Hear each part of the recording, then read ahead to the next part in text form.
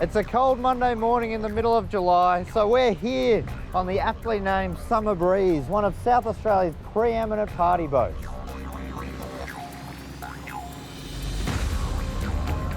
We're heading through Port River, a busy shipping route, but also the home of the Port River Dolphins, the only dolphins in the world to call a city their home.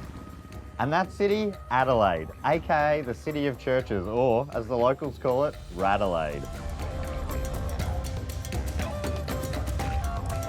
And that's why we've chosen this radical city to start our biggest and most audacious adventure yet.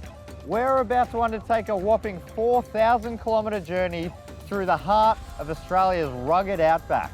Over the next several weeks, I'll be retracing the steps of Matt Stewart, a 19th century explorer who carved a way from Adelaide all the way up to Darwin. And along the way, I'll be checking into as many breweries, hotels and pubs as I can. Do you reckon this town's big enough for the two of us? Blue skies, red dirt. What more can you ask for? I used to mop floors at the supermarket, so this is right in my wheelhouse. Couldn't get away with that kind of get-up anymore. You'd look relatively foolish. Take your time, enjoy yourself. Yeah. You gotta always stay vigilant, buddy. Cheers. Cheers, mate. My inner ears are now, they're vibrated out of my head.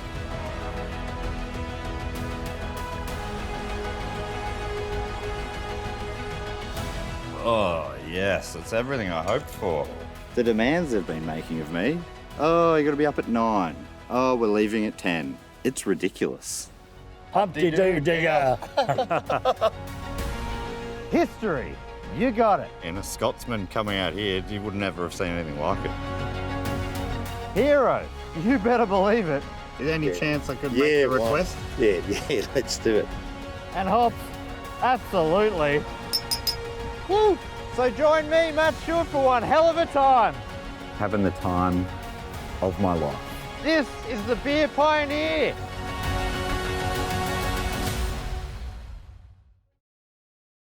He's out there, somewhere, crossing country, north to south, east to west, following rainbows for the liquid pot of gold. The man is amber obsessed. He's conquering fears, drinking boutique beers, just for you and me. He's a man on a mission, a liquid dietitian, a bearded brewery magician. Ah, he's the beer pioneer.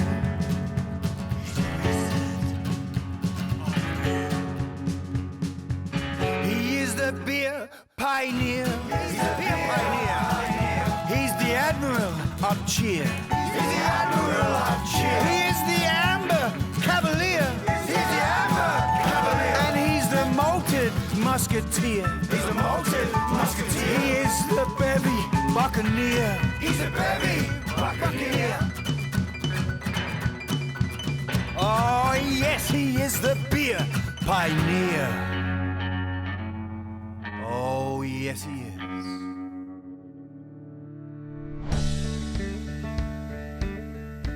Australia is the biggest island in the world, and driving through its centre is a journey of some 3,000 kilometres. The journey can take over 34 hours without stopping, but luckily I'll be taking my time as I travel from Adelaide to Darwin, stopping into all the breweries and iconic pubs I can find, plus a few other things. And I'll be doing it all in this. What was once a perilous journey, to be honest, it's quite comfortable now. Before we head north, I've got a few days in Adelaide to prepare for the big trip. Later in the episode, I'll be finding out about John McDougall Stewart, the first European to make the trip, and whose name is now memorialised in the main highway from Port Augusta to Darwin. Adelaide to Darwin. Geez, everything about this trip's gonna be real big. So I think it's only fitting we start somewhere equally big. Big Shed Brewing. That's the ticket. We've parked the old van. Admittedly, it was a pretty tight fit, but that'll do.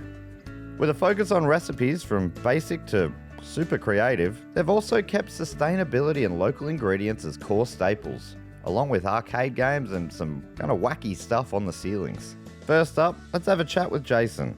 Jason, thanks so much for having us here at the Big Shed. Thanks, mate. Welcome. So how did this all kick off? I've been to the Big Shed before, but it was at a different location. Yeah, look, 2006, we began our journey in homebrewing and just mucking around in a shed, essentially. The shed happened to be a 60 by 40 farm shed, so the business name, I guess, stuck from there. But it was essentially a homebrewing problem that got out of control.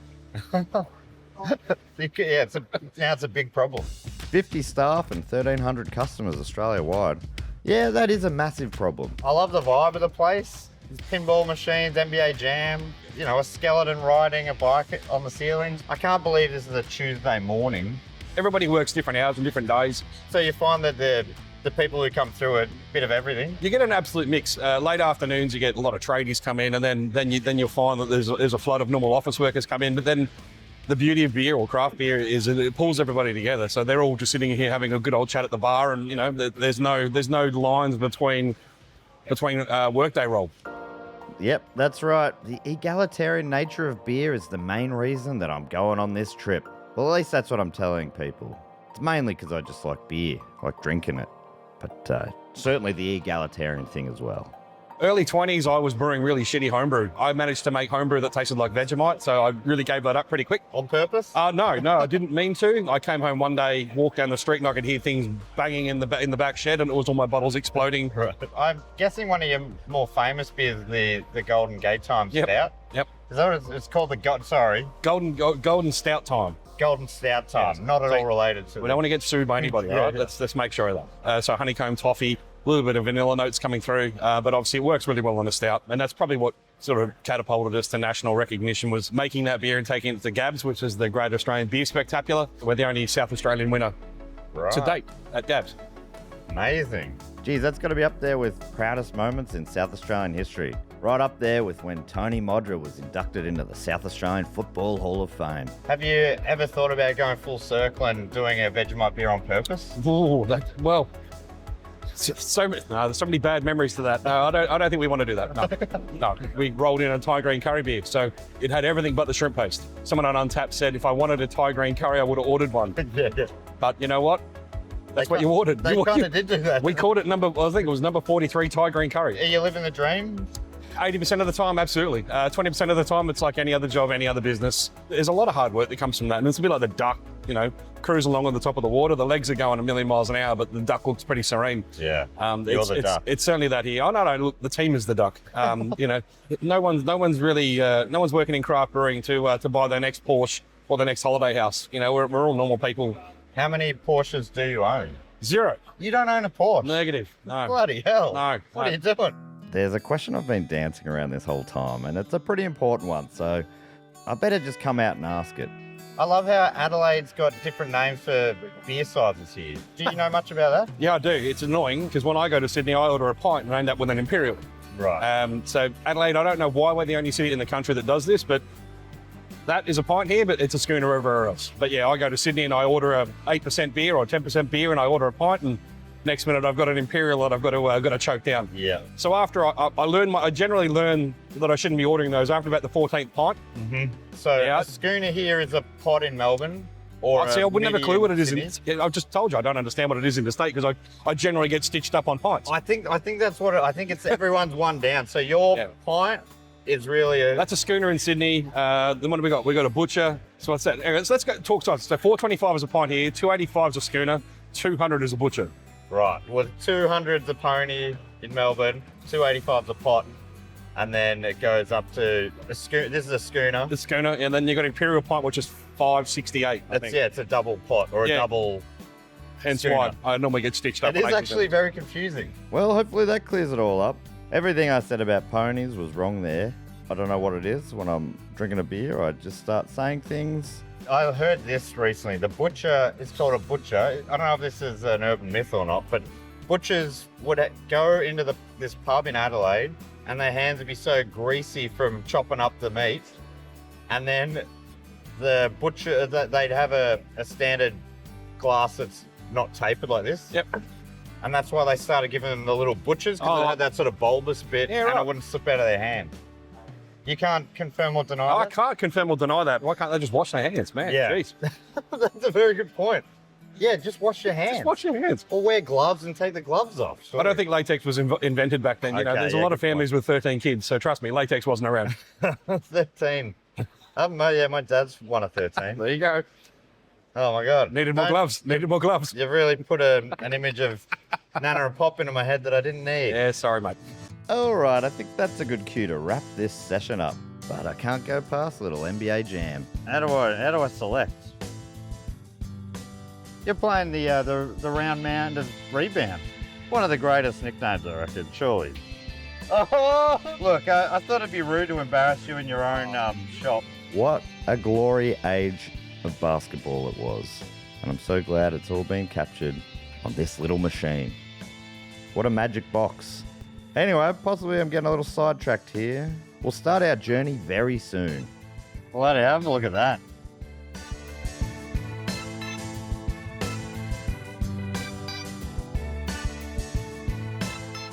And that's on. Look. Oh.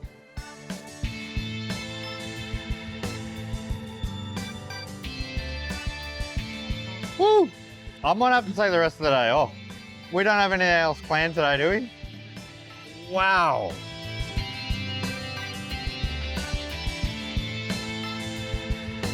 Turns out we do have more planned, so I better get a meal to refuel.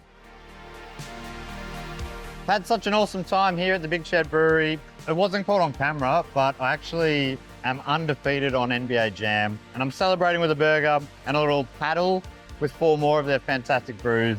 I'm going to finish this up, and then we're going to head out and see what else Adelaide has to offer. But I am not lying when I say I'm living my best life, and thanks so much for letting me do this as a job.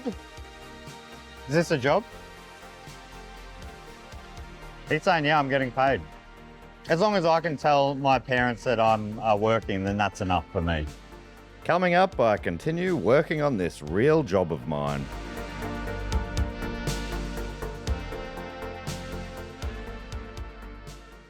He is the beer pioneer.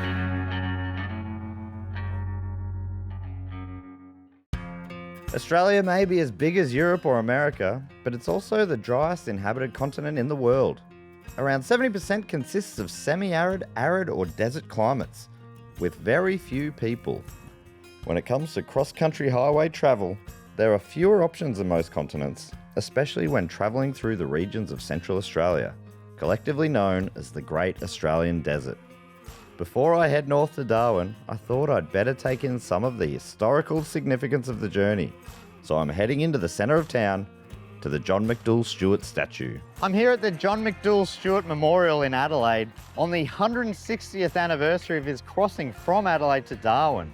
He was the first European to do it, and he paved the way for the overland telegraph line, which helped connect Australia to the rest of the world. And I'm about to follow in his footsteps, hopefully connecting me to the rest of the world.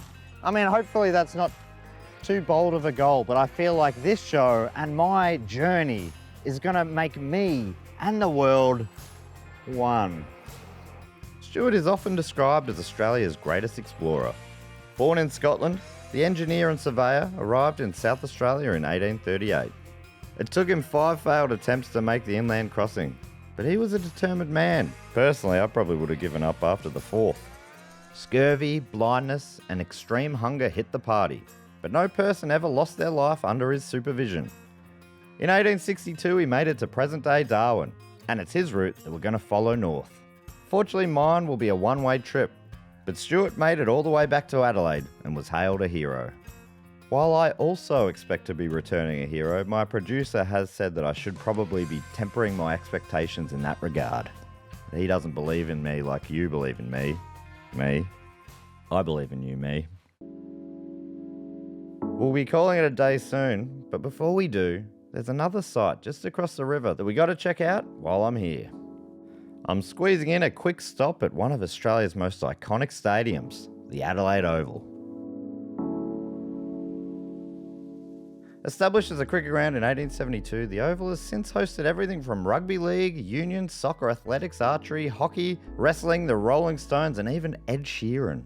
And the popularity of track cycling around the turn of the 20th century can still be seen in the Oval's short boundaries and deep pockets, a legacy of the shape of the track. It's the centrepiece of Adelaide's revitalised riverbank precinct and offers stunning panoramic views over the city. But for the footy fans out there, this is the home of the Adelaide Crows, who broke my heart in '97. I was just a boy. Oh yeah, and Port Adelaide play here too. Somehow I've been allowed into the Adelaide Oval. So cool. I cannot believe it, but I'm right underneath the historic scoreboard. What an absolute beauty. It's actually heritage listed, so they couldn't knock it down even if they wanted to. Why they would, I don't know. But one of the fun details is you got a bar right underneath, so you can be standing here watching the footy. Great goal. Oh, Timmy Membry's done it again. While they're taking the ball back, I'll go grab a couple of beers, come out with a butcher, for instance. They probably don't sell butchers here. Maybe it's a schooner, whatever the weird Adelaide lingo is. I imagine Mark Rasciuto himself is behind the bar. So yeah, a couple of the finest, thank you, Mark Rasciuto. Rue, as you're known here. Delicious. Oh, it's back and Memory's kicked another one. Fantastic. Gonna have a walk around, have a little look at the Eddie Betts pocket. Jeez, it's so wild to be this close to greatness. The Sir Donald Bradman Pavilion. Guess he must have been a handy cricketer for the South Australian Redbacks. Sorry, I've just looked him up. He was the greatest Australian cricketer of all time. Not a bad seat in the house. Imagine sitting here and watching Mick Jagger strutting his stuff. Or Ed Sheeran for that matter. It's been a little bit more of a self-indulgent time in Adelaide than I expected, so I'll lay my head here overnight, but then it's off to the races. Big trips like this, you just can't rush them, you know? I will get to it though, I promise. He is the beer pioneer.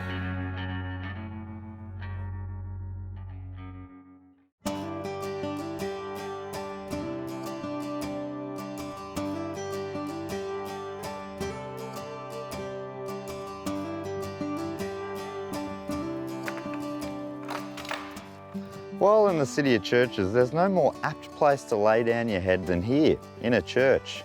And I bloody had a good one last night. I put my head down and read a good book about a good man, Wally. Couldn't find the bugger. It was really wily, to be honest. A very difficult character, but I'll see you tonight, Wally. I'll see you tonight. Well, hopefully.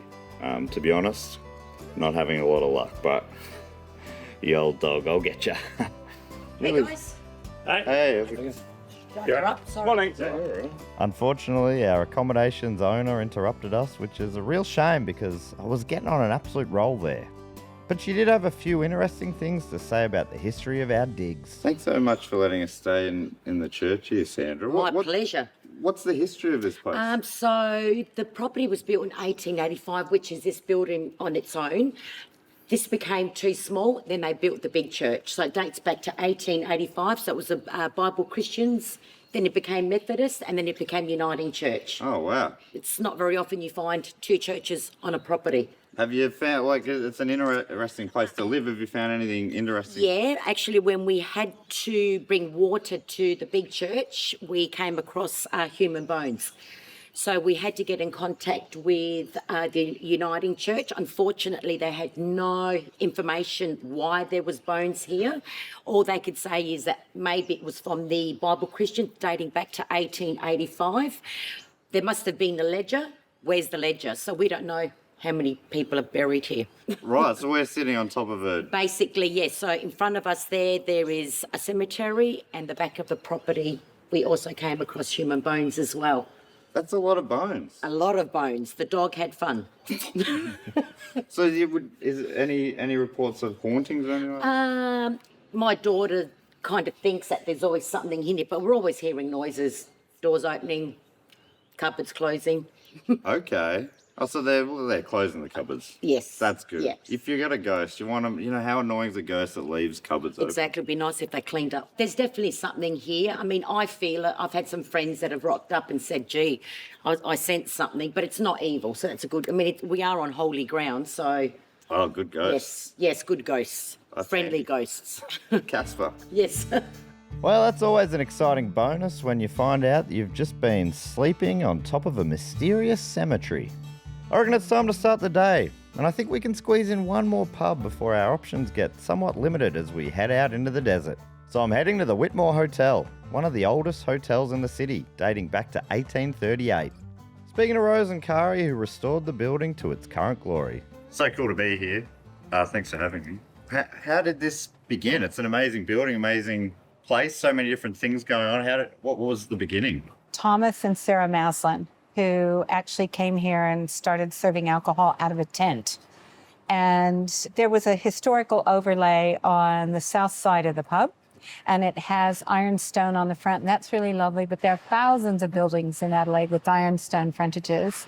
And as we were doing the renovation, we started uncovering signage that was original signage from the outside of the pub. So we discovered a pub within a pub. Wow. And we've actually stripped that back so that we can actually show that inside of the building. There's really gorgeous stuff here that goes back to the very first well, for example, and fireplace that Thomas and Sarah Maslin used in 1838. 1838. It's 2 years after South Australia was colonised. Right, I can't get my head around that. Yeah. Yeah, a long time ago. Yeah. While I can't get my head around that, I can get my mouth around a good craft beer. So I'm catching up with James in the brewery to get some more insights into the success of the local brew scene. In my time, I've sort of worked in some larger breweries like Little Creatures, and we always used to do fresh and aged tastings, and admittedly we give beers 12 months shelf life, and there's nothing wrong with the beers, but they really lose their luster after about 12 weeks. So the concept of making smaller batches and selling them more frequently, keeping them cold and managing that supply chain, it's great, and you get instant feedback from the customers. So. That's the more pure brewing rather than, it's not being watered down or something. That's right. Not that the big breweries, I won't go into that one, but it's really just about, providing a quality product that's made locally to a local consumer. All right, James, how about you put your beer where my mouth is? So this is the black IPA. Yeah, so it's just been on chill this morning, so it's not quite chilled. It's still got yeast in there. The yeasts are quite sticky, so they actually, so you can have a good smell of it. A little dank. Yeah. Nice little blend, a bit of citrus. Yeah, yummy. But I wouldn't drink. Oh. You say you wouldn't drink it? No, I wouldn't. Yeah. So when the yeast is like that, the hop, a lot of the bitter components actually stick to the cell wall because they're quite sticky. Once the yeast actually drops out of solution, so you can't hand someone a beer. Sorry, mate. I should have warned you earlier. Yeah. Well, we can try another one. This is a sniffing beer, you could have said. Yeah, that's sniffing right. only. As you can see, it sort of. But I mean, it's hard. I still want to drink it again. I know it's beer at the end of the day, isn't it? So again, it's about balance as well. Do you know what I mean? Yeah, I'm starting to get a taste for that. Interesting. Now let's move on to a beer that's drinkable. So this is the red rye. This was put on chill about 7 days ago. Where's the red come from? Because that's like, it's not one of the bigger styles, but you will see it around. Yeah. When a beer is a red. I think of it as like toast. So like you can have bread, white bread, and then you can put it in the toaster and you get different character the more you toast it, and it's the Maillard reaction. Same with when you're cooking a steak or anything with protein. Right. So yeah, that the darker you kiln it, the different characteristics you can get. You can get sort of sweet toffee to caramel to figs to prunes to raisins, all the way through to roasted barley, which is literally black. That's just like burning your toast. And adding small percentages of different types across in the malt bill adds complexity and flavour, adds different characters to it. The downside is that crystal malt character, or the crystal malt, exacerbates what's known as oxidisation. The market shifted a bit and we're not really using much crystal malt anymore in pale ales and IPAs and stuff like that. Stouts, different story again. So the red, I suppose, is a more modern version of brewers trying to sort of or hang on to that sort of crystal malt character. Right, okay. So there's lots of different malts in this, and the rye, honestly, it's painful to work with. It really turns the mash into like glue, but Right. We do it for the love. Yeah, so. I was going to say, you've chosen to do this, haven't you? Yeah, absolutely. Yeah, it's my call. So Love the challenge. Yeah, 100%. It's otherwise, I should have stayed with working in the larger breweries where I just make 4 SKUs where life's really easy. I'm liking it. Oh, cheers, yeah. Thank you very much. That was loud. Okay, just a few more small tastes with Mike at the bar, and then we hit the road. Fair to say our producer is slightly less enthusiastic about the changes I've made to the schedule. Make it snappy. I mean, I like what you call a little taste. Oh, look at that head. Thank you. No, so that's a bit of lactose in there. You got that real lovely chocolatey, malty taste to it. Coffee bitterness and roasted malt in there. So it's just beautiful winter coffee stout. But look at that. That's ready for an ad. Appreciate it. Thank you. Oh, that is lovely. Love that. Variety. The spice of life. Absolutely. Ain't no stout about it. Oh, I'm pretty sure there's a lot of stout in that one. Cheers. Cheers. Thanks so much for having me, Michael. Absolute pleasure. Thank you for coming around. I'm starting to realise that you could spend quite a lot of time in Adelaide at this pace. But adventure beckons, so we're hitting the road and heading north. Can I get you? You wanna? Yeah. All right. What do we got? Could I call this a feast for the senses? You stole that off our website, didn't you? Did I? Feels like we're walking through a work of art. Jeez, we've got some serious ground still to cover, and for most of it, this humble van will be our home. Next time, I'll be passing through the Clare Valley and visiting a couple of staples in the famous food and wine region. A little slice of gourmet heaven before things get red and dusty.